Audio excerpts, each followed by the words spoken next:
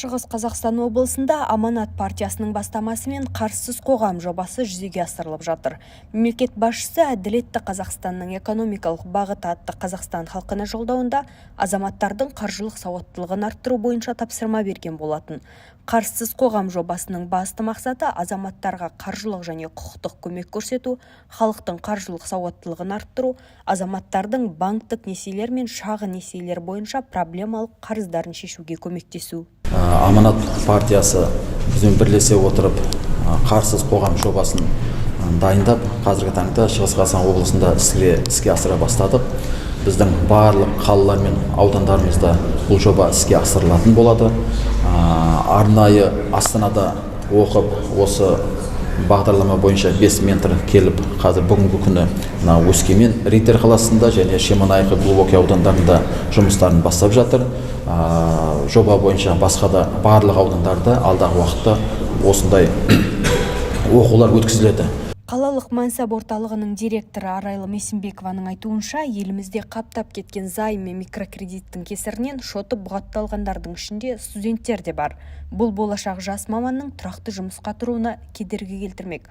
Осы мәселені шешу үшін курсқа колледж студенттері де ерікті түрде қатысып жатыр. Қарсы оған жаңа жобасы бойынша мен жаңа ең бірінші өзіме керектік алған, ол осы колледж қабырғасында жатқаннан кейін осы студенттердің мәселесі. Бірінші студенттердің мәселесі қазір 18 жастан бастап несиелеу кішкентай микрофинанс организациялар 18 жастан қазір студенттерді несиелеп жатыр.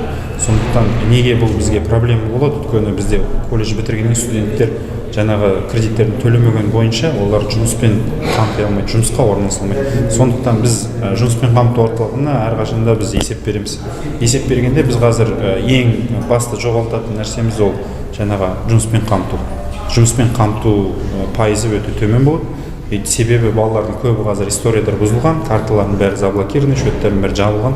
Сондықтан олар жұмысқа тұра алмайды, официально ешқай жерге, ресми ешқай жерге тұра алмағандықтан балалар басқа жерлерге жұмысқа кетеді. Сондықтан ең басты мәселе сол, мен заңнамаға өзгертсе деймін, өзгерістер келтірсе, сол жерге кіргізсе, микрофинанс организацияларға 21 жастан деп басқа банктер секілді несиелеу рәсімделсе, тек қана 21 жас, немесе бір ата-аналардың рұқсатымен ғана. Ниет білдіруші азаматтар 5 күн бойы жалпы бағдарлама бойынша білімдерін арттырып, түстен кейін қатысушының қалауына қарай жеке кеңестер беріледі. Оқуға ниетті адамдардың саны да күн сайын артып келе жатқанға ұқсайды. Оларға Астана қаласында арнайы курстан өткен менторлар дәріс оқитын болады. Облыс көлемінде 6500-ге жуық адамды тегін оқыту жоспарланып отыр.